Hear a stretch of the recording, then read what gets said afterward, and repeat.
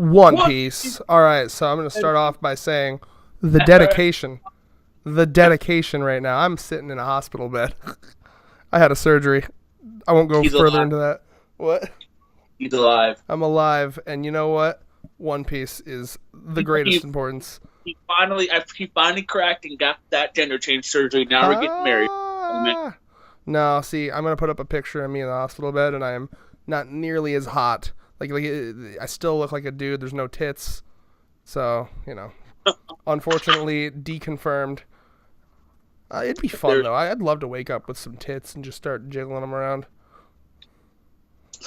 great start to it. So, as I was claiming, What do you want to start with One Piece here? Oh yeah, go ahead. What do you got? I'm gonna do this in all the reviews this week. These One Piece, Black Clover, and Doctor Stone have been flexing right now, and it's a perfect time too because this chapter was a 10 out of 10, right? Calling Horikoshi out, right? Isn't that what you're saying? So they're saying Hirokoshi's on break. They're saying Oda, Tabata, interacting. They're like, listen, Hirokoshi, your last arc, this recent arc was kind of shit.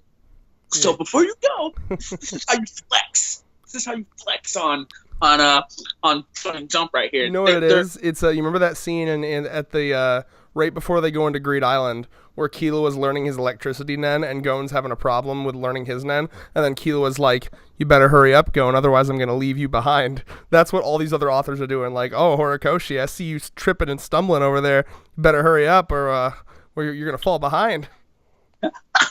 It's so true, bro.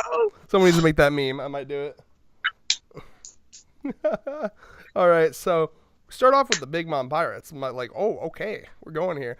And I gotta say, I love Pero Sparrow being like, kind of like low key hoping Big Mom's dead.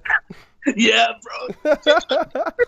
Take over his mom, fucking pirate. She's like, And I'm glad they confirmed too. It's like it would not be you. Sit the fuck down. It'd be my main man, Katakuri.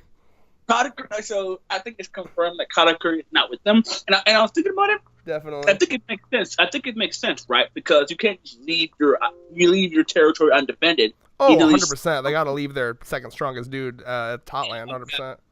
So yeah, I kind of now that I think about it, I'm like, kind of makes sense. Katakuri is not there because they need to leave somebody who's strong to protect the territory while Big Mom's gone, right? Definitely. So yeah, and like as much as it's a shame because I do love Katakuri, but this is interesting, right? Like full credit to Joy Boy here. It's the only review I watched before filming ours. Joy Boy made a good point. He was like, that's kind of it feels like foreshadowing, right? Like for them to specifically mention if Big Mom died, it would be, Dogtooth would be the new leader, right? Or at least that's the translation here, right? So like to me that makes it feel like Big Mom is gonna die at one point, and it will be, Katakuri. I don't know what the Dogtooth pirates, I guess. And I could see that being a big, because like think about like how Whitebeard was in Marineford, right? Whitebeard was able to call on all of his boys, all of the the people that weren't even directly like he had the Whitebeard pirates, but he also had a bunch of New World pirates that he had alliances with. So I can see this vision for the final arc of One Piece. Maybe it's like a couple years from now, like maybe we have another couple year time skip. Luffy and it's his boys and it's his final war at Raftel or whatever. And Luffy calls in. He's like, "All right, I got one more ally. He's got the Grand Fleet coming in. It's like, all right, I have one more ally I was saving for this." And then Katakuri just coming in with his boys, Captain Katakuri. I can see it now because they have a bond. They got a brotherly bond. Them two. I can see it. I'd like it, honestly. Hell to the yes. Oh. It'd be interesting to see where Big Mom would die, though. Oh, first of all, and Katakuri would base his like entire fucking fleet on like donuts, right? Like they'd all look like donuts or some shit. Yeah, the donut brigade or some shit. Wasn't there like a Mario World called like the Donut Bridge or something in Mario World? I had to look that up. I don't remember. Oh, Mr. Mario knowledge. I was waiting for a fucking confirmation over here. Don't even try to just launch my Mario knowledge. You 100. No, but definitely though. I mean, I think Big Mom. I think actually most of the Yonko are eventually gonna die. That's the vibe I'm getting. Like I think that like, I don't know. It just feels like Oda's gonna like change the, because normally the villains don't die in One Piece, but I feel like Oda's gonna go down a different path with the Yonko because I can't see Blackbeard not dying. Kaido, he's kind of gotta die, because the problem with Kaido is like when you set up a character, he's invincible, he can't die. It's almost like spelling out eventually that's gonna change, right? So Yeah. I feel like and Shanks, everyone's like, oh, someone's gonna kill Shanks. You know what I mean? So like, I feel like the Yonko are all gonna die at some point, honestly. Yeah. It can be like a spot, maybe like a new generation of Yonko, or the Yonko system as a whole just goes away. New generation type stuff. Definitely, yeah. Because it'd be like Luffy, Katakuri. I'm not sure who would take over Kaido's. Maybe like, no, it can't be. I was gonna say some shit like Drake, but that's weak as fuck. I mean, Hawkins probably. Maybe. Snitching, bitching Hawkins. Now, here's something we got to talk about, right? This is interesting, and this opens up a whole can of worms with Zoro's potential connections to Wano. You got Momo here saying a phrase that he learned from Zoro, and fucking what's her name? Is it? I forgot. Like the we don't know her gender, maybe potentially. Oh, Okiku or whatever. Yeah. Okiku's. So like, what do you think about that? Because like that gives me vibes that like Oda's trying to set up that there's something, because people have been trying to say for years like maybe Zoro's like master came from Wano, or his parents come from Wano. There's a million different things. What do you think? Because I just thought, well, it had to be something serious, right? Because usually, if it was something like a joke, Oda would have made it more obvious. But oh no, Oda did this whole basically. Yeah, it's essentially saying that like Zoro has this like phrase or something that like when he swings his sword he'll say it, and apparently there's a similar shout in the old Wano dialect. So what that says to me is that my first guess would be, remember his master looked straight up like he was from fucking Wano. So I mean that's my first guess, is that his like old master came from Wano. I love to see it, because this is technically Zoro's arc, Yeah, and I'm glad that. Go ahead. It's his time to shine. So definitely.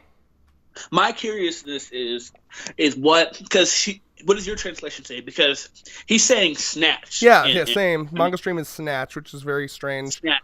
Threw me off.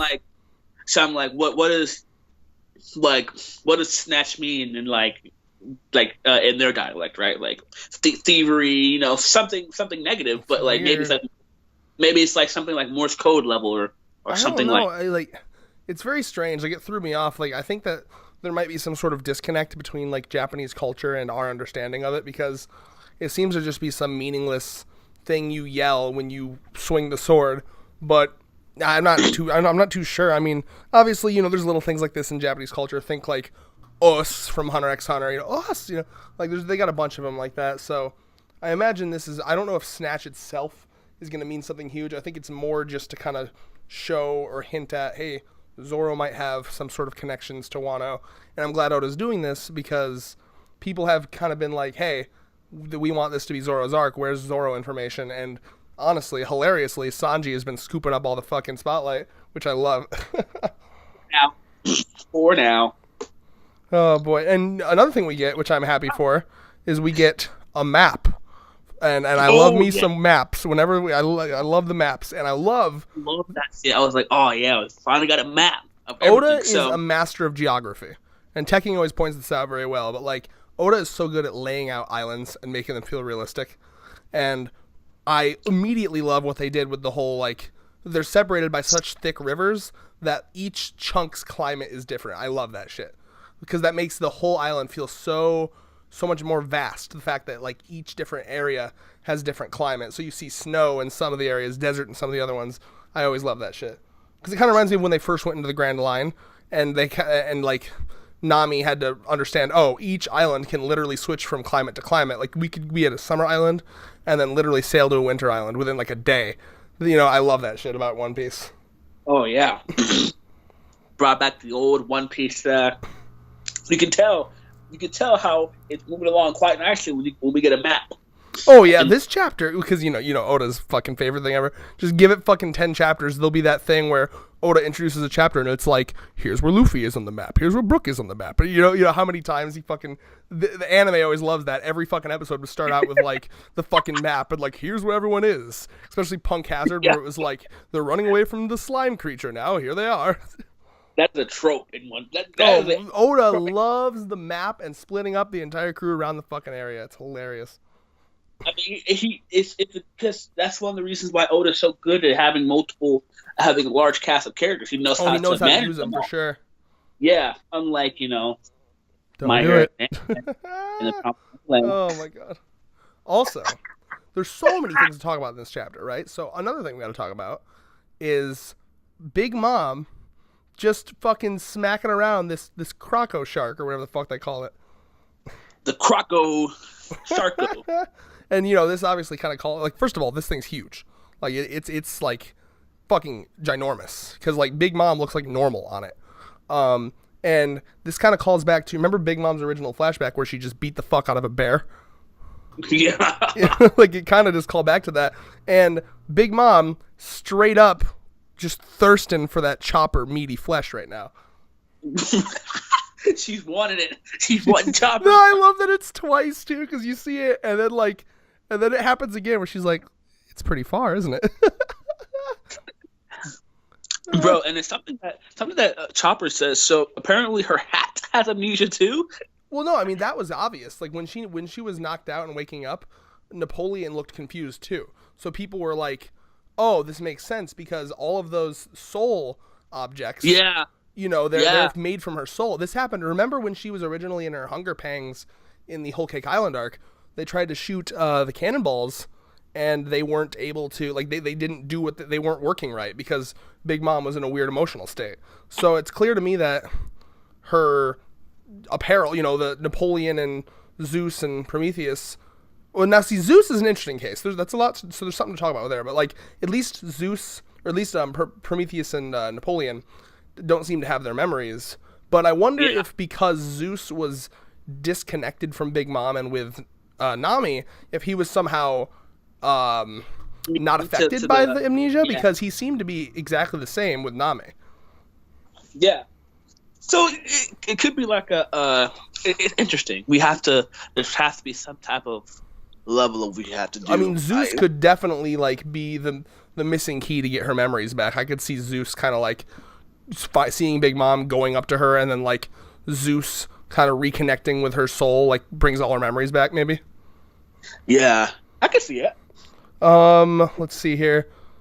Oh yeah. Also, just I want a call back to every time someone makes a joke about eating Chopper, I like to call back to when Sanji thought that Chopper was emergency food. When he first joined, he was like going through the list of shit. He was like, blah blah blah, and then it was like emergency food as he pointed to Chopper. Sanji was a prick when Chopper first came on. He was like straight up a dick bag to Chopper. Yeah. Let's see here. So yeah, no, I mean, I guess. Bro, thoughts on Zoro's connection to Wano before we move on from that one. I gave my connections to right. Wano. Oh. Now, so Robin. I love this. Oh part. yeah, Robin like going through the shit she found out. Like I barely found out anything, and then it's like a million things. She's like fucking. Oh damn it! I can't believe I didn't find more information. She points out a list of everything. All I found out was that the time Orochi wakes up, and this and that and this. Yeah, no, I was gonna read it, but no. That Robin is an extreme perfectionist. She's an extreme perfectionist. Robin's flexing right now. Honestly, you want to talk who's flexing? Robin's like subconsciously flexing. Because it's crazy.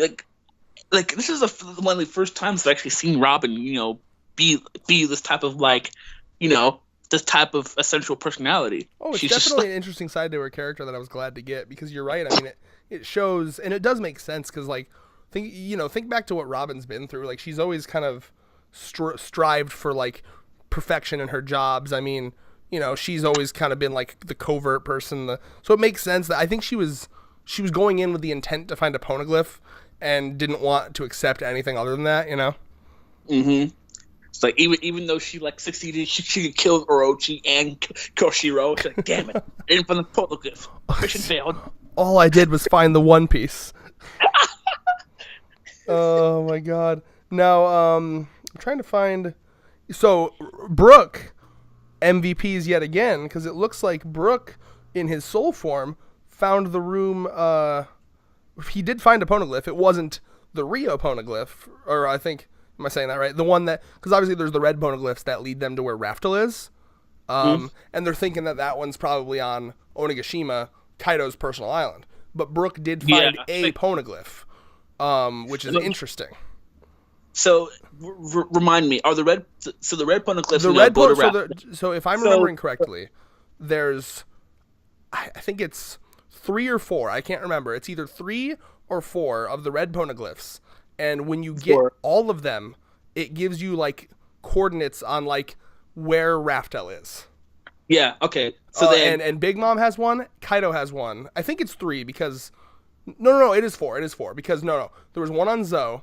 Big Mom has one. Kaido has one, and then the 4th one, no one knows where it is. Okay, so the other poneglyphs are ones that talk about the ancient weapons, right? So not always. I mean, poneglyphs can be anything. It's just like, remember, I mean, she learned about like in Sky Island, she just learned about the history of certain things, and like they can be talking about anything. Like she's found poneglyphs before.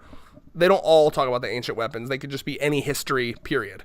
So if anything, she might learn like Wano history. Oh, that makes sense. And, you know, Robin's interested in that because she's a historian, period. Like, she loves... So, like, a lot of times it's a hit or miss, the way I understand it with poneglyphs. Like, you might find one that talks about the Void Century. Remember, because that's one of the big things, too. She's trying to piece together the whole Void Century. So I think for Robin, it's like I might find one that's talking about the Void Century. It might just be general history of the country we're in. Either way, it's basically just going into a cave and finding hieroglyphs and being able to read them, you know? You might get something really interesting. It might be something bland. Archaeology. But yeah, I mean, now what I find interesting though is Brooke says, this is fascinating to me. Brooke says it was in a room with a bunch of wooden dolls lined up everywhere. Now that is some weird shady shit to me. Like I almost get the vibe that like if someone were, because he went in soul form, right? It's like he went into a fucking Game Shark and turned on no clip and he was like glitching through walls, you know what I mean? So I almost get the vibe that if someone were to walk into this room normally, the wooden dolls would somehow be like a security measure that would like try to protect the poneglyph. Oh, yeah. I'm going to guess that that's someone's devil fruit or something, or some sort of ninjutsu. Koishi dolls. So she calls it Koishi dolls? I assume that's just I mean, if you want to Google that, you can. I just assume it's those little wooden dolls that I've seen in a bunch of things before. In horror movies and shit? Yeah. Like, so, I mean... You got any thoughts? Because I thought that was really fascinating that the poneglyph, again, not the Rio poneglyph, because that's going to be on Kaido's island, but just a poneglyph that happens to be in the castle. So probably more like Orochi's poneglyph or like a poneglyph that talks about the royalty of Wano happens to be guarded, or at least in a room with a bunch of wooden dolls. Like, did you think anything of that? It must be extremely important history if they want to have it, you know, defended of some sort. Yeah, I mean, the wooden dolls fascinate me for sure. I'll have to be interested. But yeah, so... Robin basically mentions the one for Raftel is definitely most likely going to be on Onigashima. Now, I do like that there's a common thing throughout this whole chapter, whereas everyone seems to be wanting to go to the public, like the baths, and Sanji does too, for obvious reasons. And so I keep seeing this, and I'm like, Sanji might get his peeping. It might finally happen. After he's done mourning over Komurasaki, who dude, that's hilarious. May or may not be dead. You literally saw her pass through once, and he's like, "No." I don't think she should be that sad. Question mark.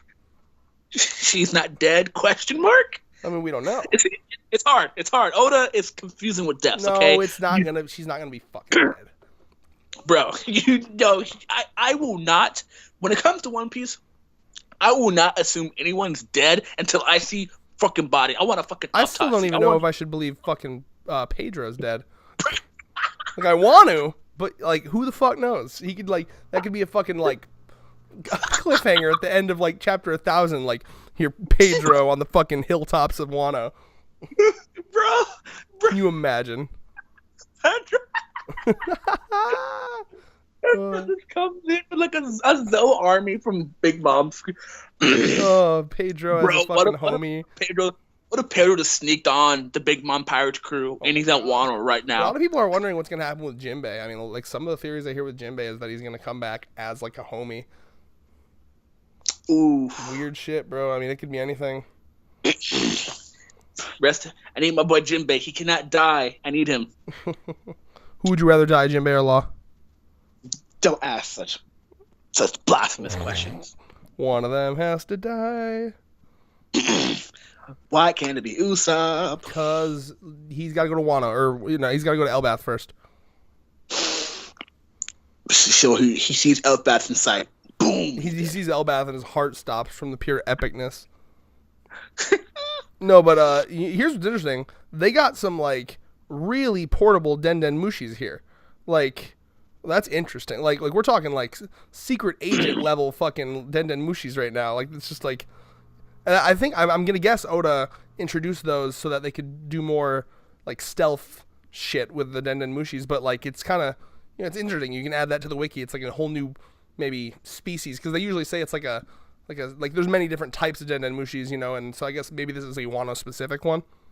Yeah, I was like, smell, okay. The smart snail. It's like a smartphone. Like a smartphone. Bro. Yo, you can tell that Usopp be the first one to create the smartphone. Bet. Oh, dude. Him Yeah, or Vegapunk. I love Usopp, bro. I love how he builds shit. I want to see him.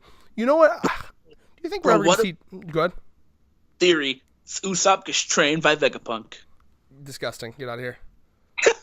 Or either him. No, Frankie actually, because Frankie makes the. I want to see. Well, both Frankie of them, literally was like he spent 2 years at Vegapunk's like lab. So I mean, both of them, bro. Well, here's what I want to see. I mean, when we do meet Vegapunk, Usopp and Frankie definitely got to chill with the dude at some point. But like, what I want to see, honestly, I really hope Oda brings Dials back at some point because I always loved what Usopp did with Dials. Just saying, don't sleep on the Dials. Now, here's what I got to bring up though, right? In like 3 separate panels, Sanji says, "The woman's bath," and then he just goes back to his normal topic. The woman's bath. the woman's bath. I can't laugh very hard because of a literal fucking tube coming out of my lung, but he's so, look at like the lower left on page 12. He's just like contemplating it like, I need to know. Do you know where I can find the closest bathhouse? Bro, I'm telling you, man, Oda's setting up some godly shit here. Because Nami and Robin are both like, we gotta go to the bath right now. And Sanji's got to sneak on in. It's finally time for him to get what he's been wanting for so long. Because, I mean, when was the last time he saw Nami naked? Happiness Punch back in Alabasta? Oh, God, wow. Do you remember Happiness Punch? Yeah, that's decades, my dude. Real straight up, like, full-on flash them both. Oh. Yeah. I'm just saying, bro, like, I want, for once, it's time for Sanji to get a W on that one, okay? It's time for Sanji. No one notices him, because you ain't going to pull that shit. Nami don't have observation hockey. You can't pull that fucking shit. It's time for Sanji to get a W and pull an Absalon. Take that W. I would just love it if Sanji's just like, it's finally happening. Here I am. Oh my god. Anyway, then there's this alpaca guy, which I definitely never needed to see. He's a. God, it's so gross, and I love how like Luffy's just like, oh god. And then the spider dude was interesting. I loved how like he's got like a bunch of different like I mean Oda's going nuts with the designs here for sure. And we get an interesting little tidbit here. This old guy that Luffy's kind of been protecting was the previous Yakuza head. Yeah. Wow. So Kyoshiro took over for this guy. Or probably stole his position, honestly. Yeah. But, it's cool, I think, right? One more time? Ninko? The translation, I like the translation there. Ninko or whatever. Point is, it's cool.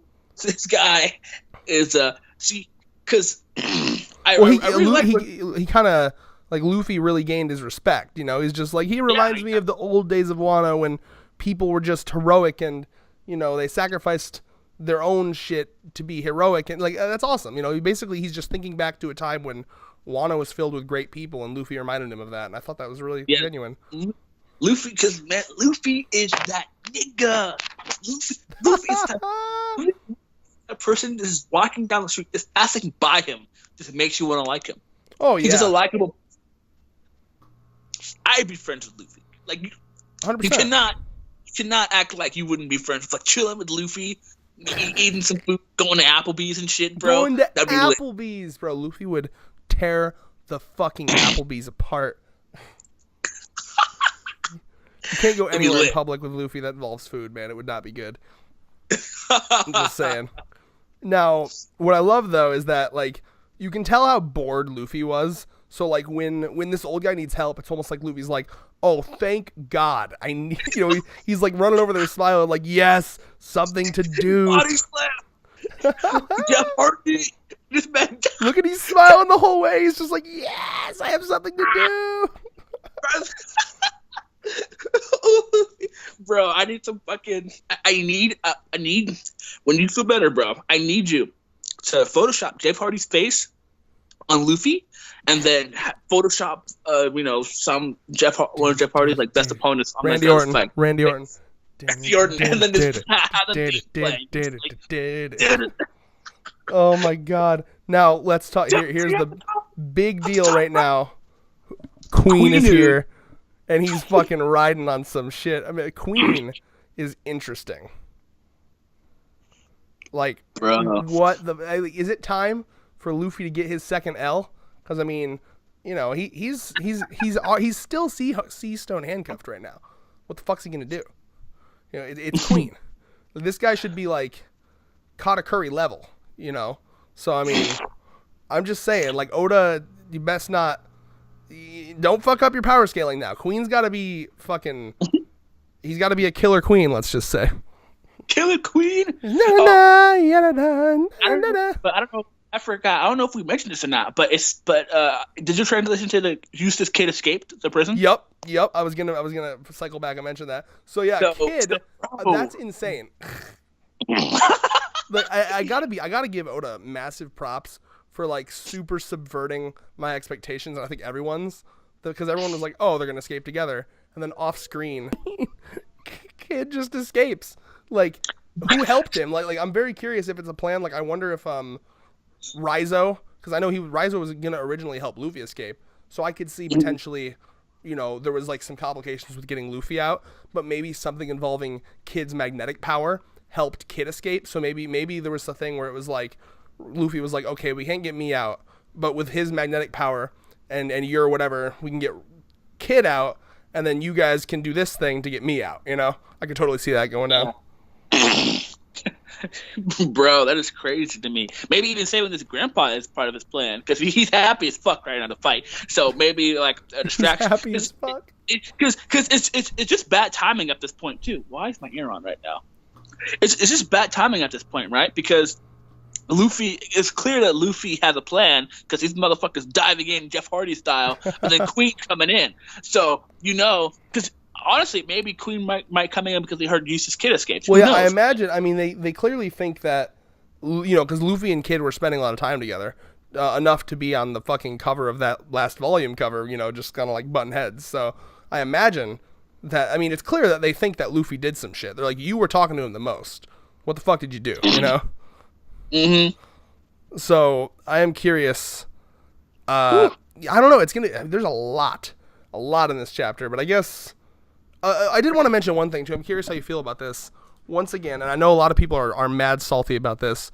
Oda did skip the end of the Sanji page 1 fight. How do you feel about that? He did. But if anything, I don't know. I'm conflicted, right? Because on the one hand, that shows that Sanji fucking swept up, cleaned house, low effort, fucking low diff fight for Sanji right now. I think he just escaped, honestly. Boo! Get out of here, garbage. I'd rather that, because I want to keep the power scaling going. That's true. I don't know, but like, see, Oda. I gotta be honest. Oda does this way too much. Like, that's. And I understand he's in a rush to finish, because he's got a lot of stuff to go through plot wise, but like it just seems like Oda is always like finishing fights off screen, and it bothers me. Like, whatever happened to the good old days of like, okay, CP9, they're all gonna get a fight, and we're gonna see the whole fight all the way through. You know what I mean? Yeah, he doesn't have that time anymore, man. That makes me sad, bro. Like I miss that about One Piece. He's gonna have to It's unfortunate, but he's gonna have to do what's best for him when it comes to the story. For sure. I think, he probably needs to rush through the plot so he can actually get through the plot. And like, I wish the anime was better because it's clear the anime has been kind of like filling in the blank holes. You can tell, like they'll take like a fight like this and they'll actually like show the whole thing. They did the same thing with like Big Mom and Brooks fight in the manga. Remember that? Remember how Big Mom and Brooke was only like one panel in Whole Cake in the manga? Yeah. Like that, they made that a whole fight in the anime. They showed like Brooke trying a bunch of different ways to hurt her. So I mean, like the anime a lot of times will fill in the blanks. The only problem is the anime is garbage. Here's how the anime works, right? Like you'll have basically one episode of really well animated shit. Like they'll put all their Katakuri Snake Man I heard was phenomenal, but I can't watch through what essentially amounts to a glorified PowerPoint presentation, and so it's just like there's no winning here because I want to read the manga to get the full on like condensed legitimate canon story. But I do feel like Oda's leaving shit out for time constraints, and that makes me sad. Yeah, well, I mean, he's got to take it with a grain of salt. Because it's funny, because I talked to my friend the other day. He was like, do you watch One Piece? I'm like, nah, I read the manga. He's like, why? He's like, because I feel like the manga is more enjoyable to me, in my opinion. He's like, that's true. I'm watching One Piece right now. So it's... People have their preferences for this type of stuff, but manga only master race. Yeah, I mean, hopefully, like when we get to like the legit high up fights, like we're talking, like versus Queen versus King versus Kaido, maybe those will be shown in full, because it seems like, at least in like, because in Dressrosa, he actually he took time to show like legit fights, like Frankie versus Senior Pink, he took time to show that, right? So like. A lot of people, the main thing, I don't know if you heard this interview, there was an interview around the time Kishimoto ended Naruto, and it was kind of depressing, where basically Oda said, like, when Kishimoto left, he was kind of like the last guy that I felt like I was, like, constantly, like, he was like his rival, right? Like, they competed against each other every week to kind of like, oh, my chapter will be rated better, you know what I mean? So I feel like a lot of people are getting the vibe that Oda kind of lost the passion that he had when Kishimoto left, because it's like one of those like, oh, Kishimoto's gone, relaxing, having free time, and here I am still here, and now obviously Oda still, he loves doing his series, but I do think that like something has changed since Dressrosa, where like he does it's written less like a shonen and more like just like I need to get this plot through, right? This plot that's been in my head for years. So to me it feels like he focuses less on what does a shonen normally do? They take the time to really pan out all the fights, so like in Dressrosa you'd have a long drawn out fight between Senior Pink and Frankie, and in Punk Hazard you'd have Frankie versus Buffalo and Baby 5, and he would show these things, whereas now it just seems to be kind of fast tracked everything, and I don't know if that's because of his health concerns, because he feels like he's the only one left. I think he might feel like an old man in the new generation, and he's just kind of like the only one still there. I don't know. Bro, he's saying all these Kohais can't compete with me, so I don't have her. Because it's funny. It's funny. It's funny because a lot of back in the day, a bunch of My Academia fans were like, yeah, Oda just came out and said that Hirokoshi is his new rival and everything like that. And he never said that. Because I believe they high key make that shit up. I believe because there's another thing going out here saying that Hirokoshi said that he wants to surpass One Piece. I do think he said that, but in like a friendly rivalship way. So I mean, hopefully Oda can take that to heart and use that as motivation. But like, I just fam. After this My Academia arc, bro, Oda. Hey man, but if that's his only bad arc, then it's fine. I mean, it's just like you said, One Piece has had arcs that fell flat. Oda's like pathetic. You call yourself my rival? Yeah, he was like, that's one of those like anime moments where it's just like, I thought better of you. He's like, that's straight up when Katakuri was like mad at Luffy for not dodging. He was like, what the fuck? You were doing so well. He's like, you've been replaced by the author of Black Clover. Disgusting. Get out of here. Not even close. It's just so funny to me, man. I love it. It warms my heart to see manga have that little rivalry stuff. Oh yeah, it's adorable. I think competition is good. Not don't take it too far. But, friendly competition is good amongst definitely artists. No? I mean, it gives people motivation, and I know for a fact Kishimoto wants to he is going to do another manga. You heard about that, right? Yeah. So I'm hoping Kishi can get back in and step Oda. Oda needs to. I'm sorry. I miss what Oda used to do with kind of showing the fights a bit more drawn out. I don't know. I hope he can get back to that that balance, because I feel like we're just. I love the plot, but I do kind of miss the chapters where we just have a whole chapter of just, all right, now it's Sanji fighting this guy, or you know what I mean? I really would have loved to see the entirety of the page 1 Sanji fight, even if it was only one more chapter, Yeah. So predictions? I mean, at the end of the day, it's One Piece is still great, and I'm sure that he'll take the time to show the important fights. Yep, it's on next week too. So yeah. So I mean, I guess they're Oda's trading off break times with Horikoshi here. So Horikoshi's on a different hiatus. 10 to 10 chapter, like always. And with that. Whoa! I wasn't even fucking done. You said predictions. Oh. You had no predictions whatsoever. I literally just said, oh, they're trading off things, and then you took it over. Fuck you. Anyway, but no, I think, honestly, I think Queen, something's going to happen with Queen here, and I hope that we kind of get to see what he's all about and what he can do, right? Because, I mean, he looks like a mechanical guy, like a tinkerer, he builds shit. What do you think? I can see it. Queen is Vegapunk confirmed. It'll be interesting to see what you're gonna laugh at that. Sometimes you can tell. Sometimes you can tell the type of devil fruit user they're gonna be. Maybe maybe he's not even a devil fruit user. Maybe he's really good at hockey. Who knows? Right? So, because if this is the case, he has to be his own, right? Something zone. Yeah, level. Kaido. That kind of seems to be the thing with Kaido's crew. Yeah. So, what without insulting his body type, what animal do you think he could be? Well, so King was like a pterodon, right? Yeah. I mean, so I guess he could either go dinosaur with it, like ancient, or he could go mythical.